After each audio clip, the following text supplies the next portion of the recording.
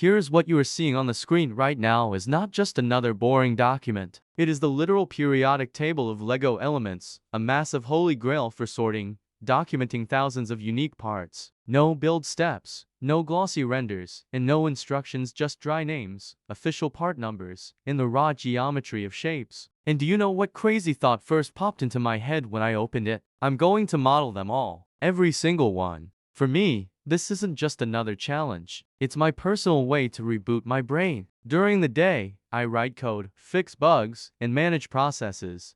But in the evenings, I open Blender just to take a break from programming. However, this relaxation quickly turned into a real gauntlet. I am not a professional 3D artist with years of experience. I am just learning and leveling up my skills right in front of your eyes. Those who have been with me for a while on my channel, Kavinkanamoto, know that there are already dozens of videos here where I create complex models step by step. We've already cut our teeth on the basic elements, but this PDF is a challenge on a completely different level. It's a literal digital quest in the dark, where instead of clues, I only have intuition, my eye, and these microscopic part previews. While everything seems relatively easy in Blender on the first pages with classic bricks, the deeper you go into the file, the more your brain starts to melt. Ahead are parts with incredibly complex topology, the intricate mechanics of Technic, unique gears, pins with internal slots, wheels, and specific joints with a ton of microscopic bevels. There is absolutely no room for error. A single millimeter of error in the polygonal mesh,